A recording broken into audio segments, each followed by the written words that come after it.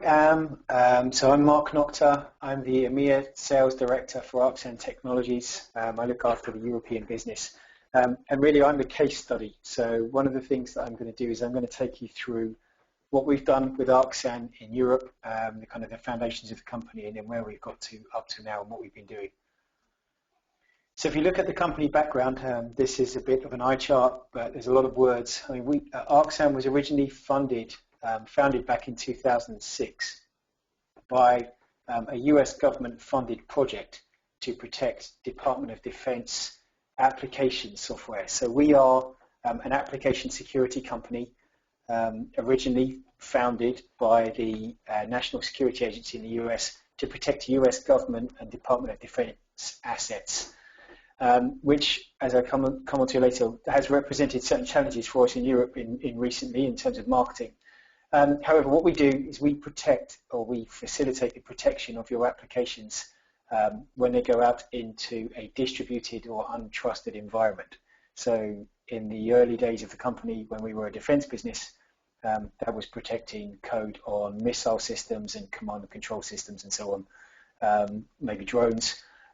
Nowadays, that's protecting a mobile banking application on an iPhone or a digital media application that you may use every day. So we were initially a VC-funded business. We only took a small amount of VC funding, so Arxan's strategy has been to be quite conservative with levels of investment.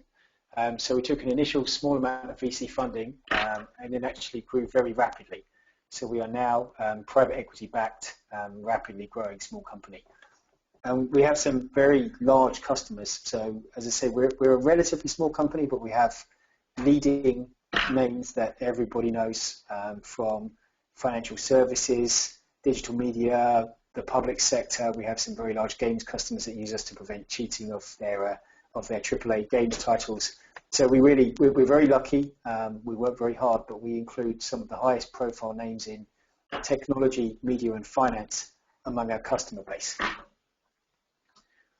So let's tell you a story about EMEA so far and where we started. So, Arxan Defense was the original company, and the company was split into two businesses around about 2007. So we had Arxan Defense Systems and Arxan Technologies, Inc., which was the commercial operation of the business. And only really a couple of people had kind of one foot in each camp. So the two businesses were kept very separate for confidentiality reasons, obviously. So Arxan Technologies was set up and signed a couple of customers in Europe. So we had a couple of international customers handled primarily out of the US. In 2009, the company hired a UK team to support the growing customer base. The sales engineer, which is Winston Bond, who actually has been well published since we've been working with Eclat. Winston pretty much looked after the European market himself, along with assistance from the US, for a couple of years before I came along at the very end of 2010. But our customer base started to grow, and then I joined. Then really, we work in different segments. So we have a very horizontal technology. We can protect your applications pretty much on whatever system they're built on and whatever processor they're meant for. So actually, we have customers in the ISV space, in digital media, in gaming, in banking and finance. And we had a kind of a thing happen in 2012 where our mobile business accelerated dramatically. So we had a very good couple of years where our mobile business started to grow. We signed some major customers in the Nordic region and France, in many different sectors. And then in 2014, we started to build the EMEA team. So for 2 or 3 years, it was just Winston and myself going around growing the business very successfully. And then last year, we started to build out EMEA. So we now have a team in the DACH region, in the Southern European region, based out of Paris. We have a Nordic team based out of Stockholm, as well as support guys and inside sales guys as well.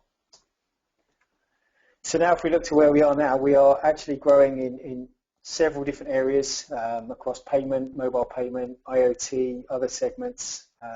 We also have a business partnership with IBM. So John mentioned about our difference, not of opinion necessarily, but Arxan very much employed a direct sales model and still really continues to. We don't have resellers as such, we have resellers in areas where they have local relationships. So in Asia, we have some reseller partners. However, in the last year, we've signed a very large one, which has been made public, where IBM now resells our security products as part of their security portfolio. And that said, we still do want to have Arxan resellers or Arxan teams, if you like, in areas where we don't have local relationships. So we're just in the process of signing a reseller for the Israeli market, for example. So that's the story so far. We continue to grow.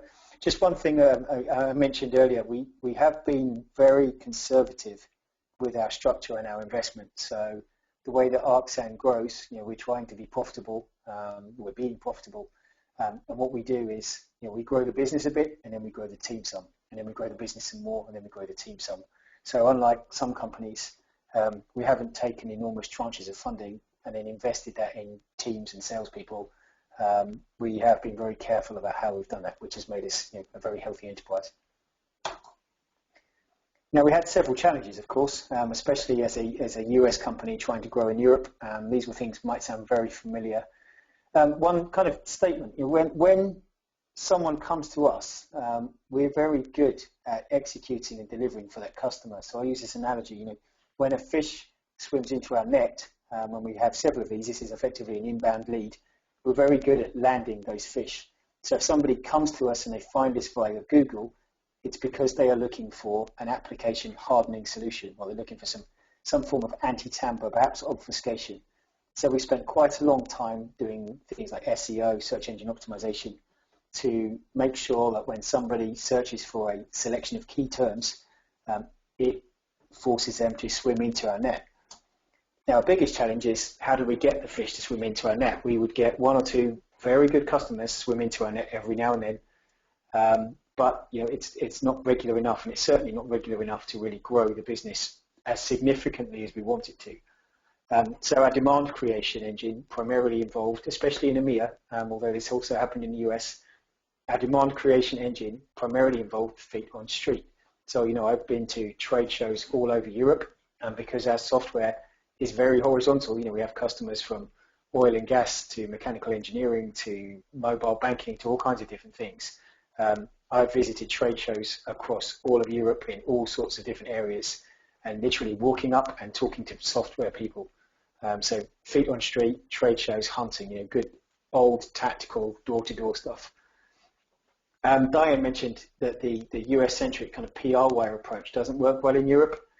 So I can vouch for that. When the US business puts something out on the wire, it doesn't always get picked up in Europe, or it very rarely gets picked up in Europe. So that was a challenge for us. And as a security company, and I'm amazed that the companies actually managed to make this successful, our customers don't want to declare themselves publicly. So if you look at the Arxan website, it's extremely hard, if not impossible, to find a customer name that explains what they do, because they want to fly under the radar. Our job is to hide inside their software and stop bad guys from tampering with it. So they do not want to declare that publicly, that they're an Arxan customer, and give anyone a leg up to try and understand what's happening in their applications. So our biggest challenge was market awareness. And a key to kind of solving that problem is market education. So what the problem is that we solve, or what the problem is that our customers have, why do they care, and then now how Arxan helps solve it. So really the market education is the key. And in Europe, with its X number of countries and X number of languages, where and how do we communicate this message to be as effective as possible? So this comes back to what John says. In my first interview with Arxan, I talked about the number of countries in Europe and how we're very different people. So that was key. So we hired Eclat following RSA in 2013 to help us grow or manage the PR activity in Europe. So we wanted Eclat to help us raise our profile and to put the message out. So just to come back to something that Diane mentioned, she said about being focused and specific, and to become the go-to people with expertise in a particular area. We haven't always done this very well, but in the last couple of years we've been very focused about it. So this is the mobile application security stack. And lots of companies say they have lots of potential areas where they do work. We're very focused about the terms app protection, app hardening.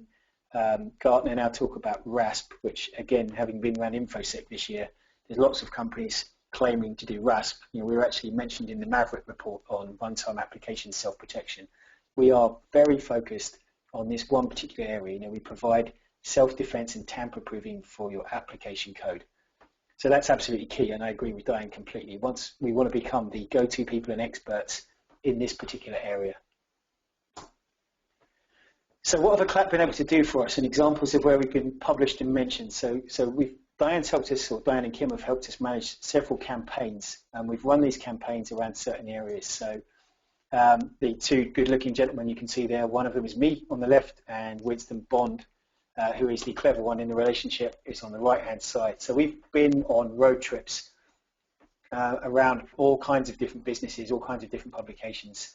So we, a couple of years ago, went round and ran what we call the How to Hack an App, which we still use now. That's a live demonstration of a home-built application, Bank of Arxan. But we demonstrate how it's possible to tamper with that application using a particular kind of hacking technique, and then how Arxan manages to stop that. And if you look, you can probably find this video online somewhere of us at International Business Times. But we've been quoted and published in these publications a number of different areas on how to hack an app. The company also annually releases a state of security or a state of mobile application security report, which gets picked up quite a lot by a significant amount of the press and quoted in various stages. So you can see these campaigns that we run, we've been very successful in raising our profile in these different publications. And then again, in terms of raising market awareness, working with the CLAP, we've been able to generate more than 200 press clippings in key media targets. We've been quoted in the Register, we've been quoted in Tech World, all sorts of places I've been interviewed and quoted. In terms of the comment that Diane made about media training, yes, it's vital because you can get picked up, and sometimes these people quote you exactly on the way you talk. So sometimes I read comments that I've made, and I see that, okay, perhaps I could have phrased that slightly better. So we also have coverage secured in the following media sectors. So we talk about security, we're in mobile, retail, finance, banking. So again, because we have a horizontal technology that applies to many different segments, we've been able to secure coverage or have conversations with journalists in lots of different sectors. And we've been involved in 60 press analyst briefings. I've been involved in dozens of them. So we're doing a really very good job of raising market awareness now in terms of what we do. The other thing, CLAT helps us, and some of these are US awards, but we're winning awards now, which is wonderful because we can publish this. We won a Mobile Innovation Award last year for the best management of mobile security issues. We were a finalist in SC Magazine. So this kind of applying for awards and submitting for awards it's really very helpful to us, and it has been picked up. I have a very large financial services enterprise customer where they've actually said, well done on winning some of these awards, which is awesome. So in terms of a summary, in summary, I guess one of the biggest successes we've had in marketing, and I'm referring specifically to EMEA here, but this applies actually across the whole business, is we don't have to do as much education as we used to. And maybe it's a swing in terms of the market starting to become more mature and understand application security issues more. I think that's definitely the case. But 4 years ago, when Winston and I used to travel around Europe, people would actually ask us questions and then say, really, you can hack an iOS app? That seems to be, we've got over that bump in most cases. So customers are now mostly, I say sometimes, mostly aware of the issue. And depending on who they are, they care to varying degrees. So that's probably the biggest success we've had, in that we don't have to do as much education as we used to. And I think that's because of a combination of a bunch of things. Relentless effort and execution. I've flown thousands and thousands and thousands of miles and probably spent an awful lot of the company's money going around and educating these people, which is great, of course, but you can only do so much when there's a pair of you running around Europe. We also have some very large, well-known customers who, while they won't appear on our website, will be private references for us. And that's tremendously valuable. So, let's call this momentum. We've been able to kind of gain some momentum just because of the work we've done and some of the customers that we've won. We've also, the US has put a significant and persistent effort in with analysts to help us, define our quadrant. We don't have a quadrant yet, but what we do have is Gartner and Forrester and the other analyst companies are listening and are starting to talk about the kind of things that we do. So if company X phones them up and asks some questions about a particular area to do with application security, they're mentioning us, which is great. But a very significant point, we have a PR strategy now with a partner that is really helping our radar signature. So we have much more of a radar signature than we used to, for which we're very, very grateful to Eclat. So yeah, the story's just getting started. It's going terribly well so far. Hopefully it would be nice to come back in a couple of years and talk about how we took it on to the next level. So the story's just getting started. At which point I shall hand over to Stuart.